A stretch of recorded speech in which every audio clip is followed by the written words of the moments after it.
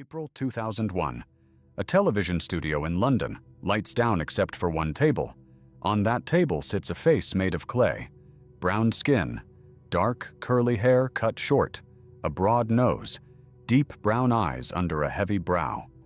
The BBC crew in the room went quiet when they saw it, because every single person there had grown up looking at a different face on a different wall. This clay face had a name attached to it that made half the room uncomfortable. The name was Jesus. I taught world history to 14-year-olds in a Catholic school in Evansville, Indiana for 12 years. There was a painting in the hallway outside my classroom. Pale skin, flowing light brown hair, blue-gray eyes lifted toward heaven. I walked past it probably 4,000 times. I never once asked where that face came from. Not until a colleague handed me a book by a Spanish investigator named J.J. Benitez and asked me a question I couldn't shake for the rest of my career. Nathan, who decided what he looked like and when? That question is what this video answers. Not with opinion.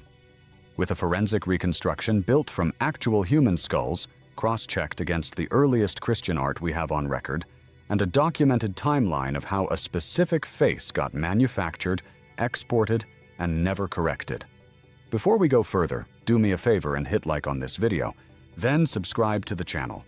I say this every time because it's true every time. The algorithm only pushes this kind of investigation to more people when it sees engagement early, and that is the only reason I'm able to keep digging through archives most channels won't touch. It costs you nothing, and it keeps this research going. Here's the version everyone was handed, whether they grew up Catholic, Protestant, Orthodox, or just absorbed it from 1,000 Christmas cards. Jesus of Nazareth. Light brown or blonde hair, falling past the shoulders in soft waves. Pale skin, sometimes described as almost luminous. Light-colored eyes, blue or gray. A neatly trimmed beard, symmetrical, almost sculpted. This is the face on the Sacred Heart, prints in Catholic homes. The face in Warner Salmon's Head of Christ. The single most reproduced image of Jesus in American history. Painted in 1940 and hanging in more households than any other piece of religious art on this continent. It's the face in stained glass, in Sunday school picture books, in the crucifix I stood beside every single day for 12 years while I told teenagers what happened in first-century Judea. And I believed it. Not because anyone ever presented evidence for it, because I had literally never been given a reason to doubt it. That's the version. Solid, familiar, unquestioned for generations. Now here's where it stops holding together. Jesus was a Galilean Jew, born and raised in a rural region of the Eastern Mediterranean in the 1st century. His ancestry, his neighbors, his climate. None of that produces a man with light hair and pale skin as a matter of course. That alone should have been a flashing warning light in every classroom, every Sunday sermon, every painting. It wasn't. But here's the detail that actually breaks the story open, and it's not speculation, it's dated. Think about the actual mechanics of that region for a second, because this is the part textbooks skip past. Galilee in the 1st century was farmland and fishing villages. Nazareth itself was small enough that some ancient sources barely mention it existing at all.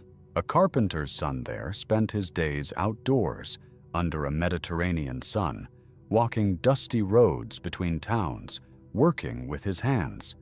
That is not the biography of a man with pale, luminous skin. That's the biography of a man with sun-weathered, olive-toned skin, calloused hands, and a body shaped by physical labor. The exact opposite of the soft-featured, indoor-looking figure in most classical paintings. Nobody needed a lab to know that. It just required someone to actually picture the life instead of copying the last painting. The New Testament, all 4 Gospels, every epistle, contains 0 physical description of Jesus. Not his height, not his hair, not his skin tone, not the shape of his face, nothing. The people who knew him, who wrote about him within living memory, left us his words, his actions, his death. and not one sentence about what he looked like. Bart Ehrman, the historian who has spent decades studying the earliest Christian texts, has said this plainly. The physical Jesus we picture was never described by anyone who could have actually seen him. So where did the face come from? That's the first rachadura. The first crack. If nobody wrote it down, somebody else decided it. Later. And for reasons that had nothing to do with memory. Here's where the timeline gets uncomfortable, because it's not vague. It's dated, mapped, and sitting in art history archives that anyone can check. Go to Rome. Go into the catacombs beneath the city. The underground burial tunnels where the earliest Christians, hiding and often persecuted, painted the first images of Jesus that we have any physical record of. These paintings date from the late 2nd century into the early 4th century. And the man in them does not match the painting that hung outside my classroom. He's depicted as a young man, often clean-shaven, hair cut short and close to the head, wearing a simple short tunic like a Roman shepherd or a philosopher. In some of the earliest images, he's shown as the Good Shepherd, carrying a lamb across his shoulders, a beardless, short-haired young man who looks, frankly, like most other men of that time and place. No flowing hair, no pale, luminous skin, no neatly trimmed European beard. Picture the actual physical space for a second, because this isn't an abstract art history footnote. It's a tunnel you could walk through today.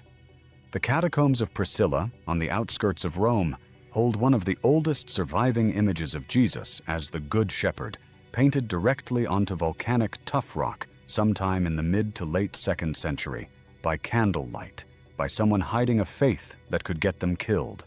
No halo, no golden light. A young man in a short tunic, carrying an animal across his shoulders like any shepherd from that region would.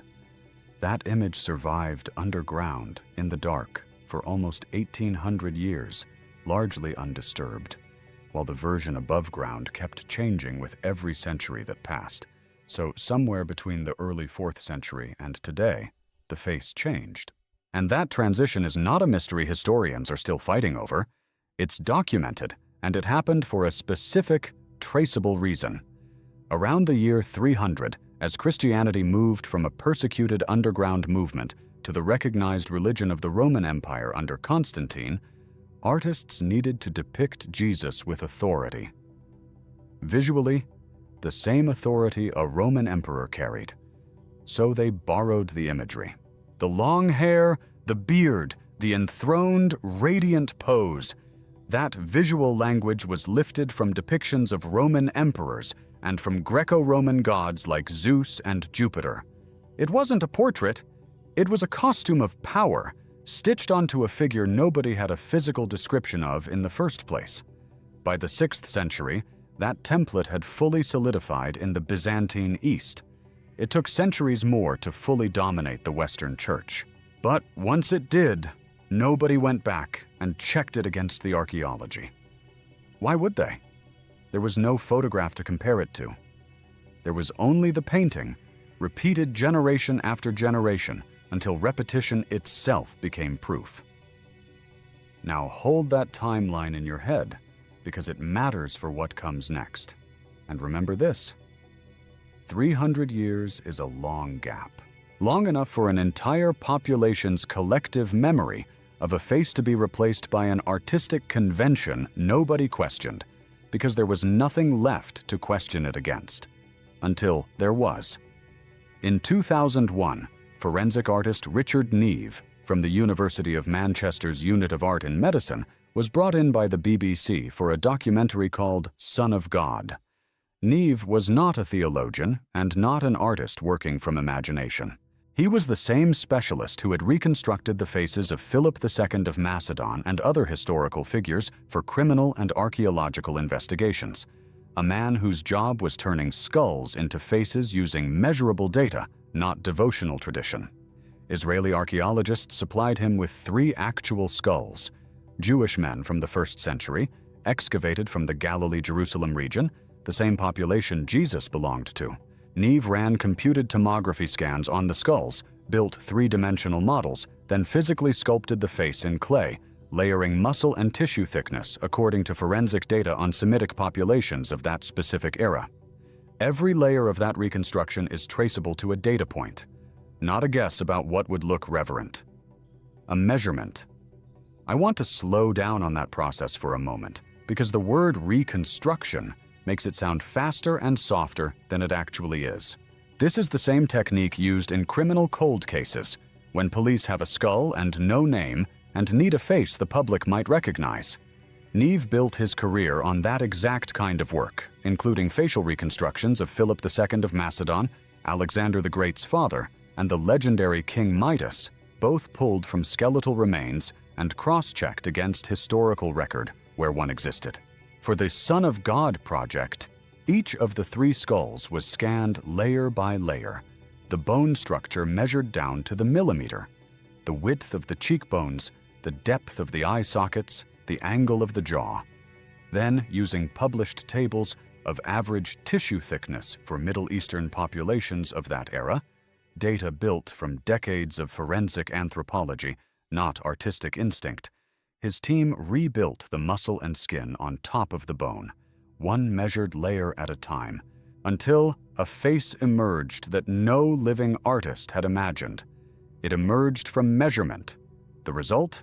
A man with dark olive to brown skin, deep brown eyes, a broad nose, short, tightly curled black hair, a full beard, but not the sculpted, symmetrical beard of the paintings, a working man's beard. Cross-referenced skeletal data from Galilean men of the period put the estimated height at somewhere between 5'1" and 5'5", a stocky, muscular build consistent with manual labor, carpentry, stonework, walking dozens of miles at a time. And here's the sentence Neave himself said on camera that almost nobody quotes when they share this image. This is not a reconstruction of the face of Jesus. It is the statistically probable face of an average Jewish man of Galilee, roughly 30 years old in the 1st century. He never claimed to have found Jesus. He built the most scientifically defensible face of the population Jesus came from. That distinction matters, and I want to sit in it for a second, because it's the difference between a claim and a probability. And the probability alone is already a direct contradiction of what hung outside my classroom for 12 years. Remember that gap I mentioned earlier? The one where the New Testament never once describes what Jesus looked like? This is where that absence stops being a footnote and starts doing real work, because it means Neave wasn't contradicting a description in the text. There was no description to contradict. He was contradicting a 1,500-year-old artistic habit that had, by pure repetition, come to feel like scripture even though it was never written down anywhere. That's a very different kind of wrong than getting a fact backwards. That's an entire culture mistaking familiarity for evidence. When the documentary aired on BBC One, the reaction split the room, the same way it probably just split something in you. Some viewers were stunned into silence. International press picked up the story because the gap between the familiar image and this reconstruction was so visually total it didn't need commentary. Other reactions were angrier. Conservative commentators dismissed it, some calling it close to a deliberate attack on Christian identity. One historian, Robin Jensen, went after the model's expression itself, calling it dull, even calling it stupid-looking, which tells you something about how much was riding emotionally on this clay face being wrong. But notice what almost nobody argued. Nobody produced a competing set of 1st century Galilean skulls that supported the pale, light-haired image. Nobody could, because there isn't one. The disagreement was never really about the forensic science. It was about how uncomfortable the science made people, 20 centuries into believing something else. Here's the moment that actually got personal for me, and it's not a story I've told on this channel before. About 8 years into teaching, a colleague of mine, the same man who later introduced me to Benitez's work, pulled up the Neave reconstruction on a classroom projector during a shared planning period, just to see my reaction. I remember laughing, actually laughing, the first 3 seconds, because it looked so unlike anything I'd ever shown a student. Then the laugh just stopped. I sat there with my coffee going cold and thought about every single lesson where I'd said, "Here is what Jesus looked like," while clicking to a slide of a European painting, never once saying, "Here is what an artist in 15th century Italy imagined." I had taught representation as fact for 8 straight years. Nobody made me do that. I just never checked, and that's a different kind of guilt than getting a date wrong on a test. That's institutional inertia living inside my own mouth. So by now the first crack has opened wide, and here's where it stops being an accident and starts looking like a decision nobody wanted to reverse. Because this isn't just a case of one culture painting its own features onto a sacred figure. Plenty of cultures have done that, and on its own, that's not necessarily dishonest. Ethiopian Christian art has long depicted Jesus with African features. Latin American folk art has depicted him as mestizo. That kind of local devotional reinterpretation is old and, frankly, understandable. Every culture wants its sacred figures to feel close. The problem is narrower and sharper than that. One specific version, the pale-skinned, light-haired European version, was not left as one devotional tradition among many. It was exported globally and installed as the historical default. Here's how. As European colonial expansion moved missionaries into Africa, Asia, and the Americas from the 16th century onward, those missionaries brought art with them, and in many cases established formal painting schools that trained local and converted artists specifically in European religious iconography. Jesuit mission schools across multiple continents taught the European visual template as the correct one, the one to be replicated, copied, and venerated. A congregation in the Philippines, in parts of colonized Africa, in Spanish America, could end up praying to a pale European face not because that community organically pictured him that way, but because that was the image handed to them, deliberately, as part of the conversion package. That's the evidence that turns this from carelessness into structure. A single regional artistic convention becoming the global default isn't an accident of geography. It's a supply chain.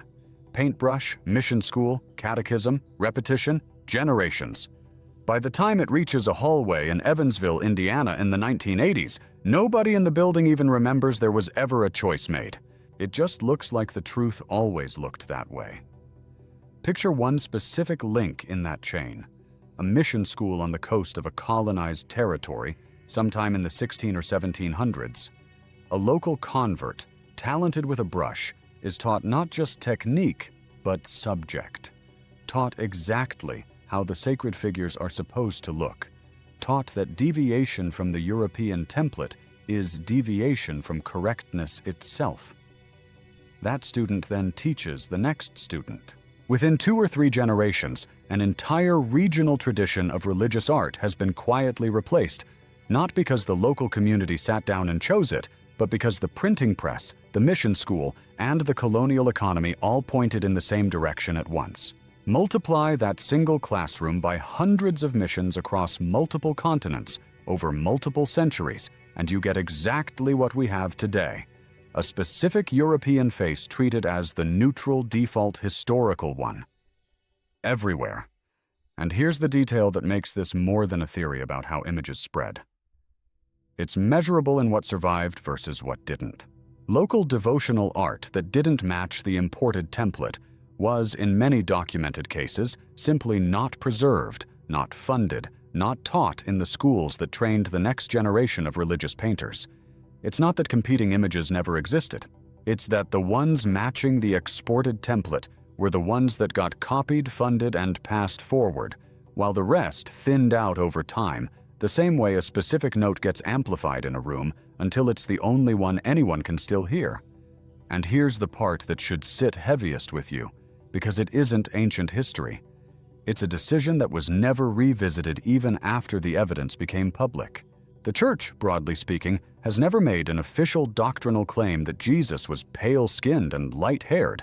You won't find a papal decree stating it as dogma, which sounds on the surface like the institution is innocent. But think about what that actually means. The image did the theological work all by itself, for over 1,000 years without ever needing an official statement and without ever being formally corrected once the archaeology and the forensic science became available. Silence isn't neutral when the image is already doing the talking on the wall. Some people push back here. I've heard it directly, and I want to answer it honestly instead of pretending the objection doesn't exist. The pushback goes: any single reconstruction is speculative, not definitive. And that's fair, and Neave said as much himself. In his own words, there are areas where you have to speculate, particularly around soft tissue thickness and expression. This video is not telling you the exact face of Jesus has been found, carved in clay, case closed. What it's telling you is something narrower and, honestly, harder to argue with. The specific image that was taught to generations as historically accurate has zero archaeological or forensic support. None. The forensic reconstruction doesn't need to be perfect to prove that point. It just needs to be closer to the truth than a 15th century Italian painter's guess, and on that, there's no real contest. We're deep into this investigation now, and I want to be honest about something before we go further. None of what I just walked you through required a hidden conspiracy meeting in a back room somewhere, a secret council voting to deceive people. What it required was simpler and, in some ways, more disturbing. Centuries of nobody in power having a reason to fix it, layered on top of an image that was already doing exactly what it was designed to do. Make Jesus look approachable to the exact audience holding the paintbrush and the printing press. Which brings us to the proof that, for me, closes the case completely. And it's not the clay model. It's a number. 14 centuries. That's roughly how long passed between the earliest catacomb paintings of a short-haired, beardless young shepherd figure in Rome and the wide global distribution of the pale, long-haired image we all grew up with, cemented through mass-produced prints in the 19th and 20th centuries. Salmon's head of Christ alone was reproduced over 500 million times. 14 centuries of drift, and at no point in that drift did the physical evidence change. The skulls were always there. The absence of a New Testament description was always there. Only the audience holding the paintbrush changed, and every time it changed, the face changed with it, always toward whoever was doing the painting. That is not devotion evolving naturally. That is a portrait built backward from the painter, generation after generation, until the 14 centuries of drift became invisible, wallpapered over by familiarity. The version I taught in that Indiana classroom wasn't a lie someone told me on purpose. It was the last coat of paint in a 1,400-year renovation nobody signed off on and nobody ever went back to inspect. And the reconstruction itself has never really gone away since 2001. It keeps resurfacing, which tells you the discomfort never actually resolved. The image was passed around again heavily in 2020 during a broader cultural reckoning with race and representation, and again in the years after, each time hitting people who were seeing it for the first time with the exact same jolt that hit that BBC studio in London. Estimates put the image at well over 1 million shares across social platforms over the years since. Not because of clever marketing, but because the gap between the wall and the skull does the work by itself. You don't need a caption to feel it. You just need to have grown up standing next to that painting the way I did. Now, some of you are already forming the next objection, and it's a fair one, so let's deal with it directly instead of dancing around it. Doesn't every culture just picture Jesus the way that's meaningful to them? Ethiopian icons showing him with African features, Latin American folk art showing him mestizo? So why single out the European version as the problem? Here's the distinction that matters, and it's the one most conversations about this topic skip entirely. Local devotional reinterpretation, where a community pictures its sacred figures as recognizably their own, is old and, frankly, human. Nobody in this video is arguing that's dishonest. The issue is narrower. One specific regional version wasn't left as one tradition among equals. It was the one loaded onto ships, carried into mission schools, and taught as the historically correct default everywhere it landed. That's not the same phenomenon as a community painting its own face onto its own faith. That's one version being installed globally as the standard everyone else gets measured against. So what actually happened, as close as the evidence lets us get? A Galilean Jewish man, likely under 5'6", olive to brown-skinned, dark-eyed, with short, curly dark hair and a rough working man's beard. A body built by manual labor and long walking distances, not by centuries of oil painting. Not the golden-lit figure on the hallway wall. A man who would have blended into a crowd in first-century Nazareth without anyone turning their head, and who, if he walked into most churches wearing that same face today, might not be recognized as the man on their own altar. Here's the sentence I want you to actually remember after this video ends, because it's the one thing I'd ask you to carry out of here. The face wasn't revealed. It was built. Brushstroke by brushstroke, empire by empire, mission school by mission school. And nobody with the power to correct it ever had a reason to. Why does this matter today, beyond satisfying curiosity about a 2,000-year-old face? Because if an institution can let a single, unquestioned image stand for 14 centuries without correction, not through an official lie, just through silence and inertia, it tells you something about how every institution handles inconvenient evidence, not always with a cover-up, sometimes just with nobody bothering to update the wall. That's the pattern I've spent years now chasing with JJ. Benitez's research is my starting point, and it's the same pattern you'll see again and again if you keep digging with me. If this investigation actually did something for you, if it's the kind of research you can't get from a Sunday sermon or a textbook, consider leaving a super thanks on this video. I'm not asking you to buy anything. This kind of digging takes real time. Cross-referencing forensic reports, pulling academic sources, fact-checking claims that most channels won't touch because the answers are uncomfortable to enough people that it's easier to just repeat the familiar painting. A super thanks tells me directly that this kind of work matters to you, and it goes straight back into the next investigation. You're not just watching this channel. At this point, you're part of what keeps this kind of research alive on YouTube at all, and I don't take that lightly. One more thing before you go, and this is where I actually want to hear from you. I've read the pinned comment under videos like this before, and I know some of you already have strong feelings loaded up. So tell me honestly, does it change anything for you, spiritually, to know the face on your wall was never historically accurate? Or does the message matter more than the face it was ever attached to? I'm not asking to start a fight in the comments. I'm asking because I genuinely don't know the answer myself, even after all this research, and I think that's an honest place to end. If you want the full sourcing behind everything in this video, the Neave documentation, the catacomb art history, the airman research, it's all laid out in the pinned comment below. Thanks for sitting through this one with me. I'll see you in the next investigation.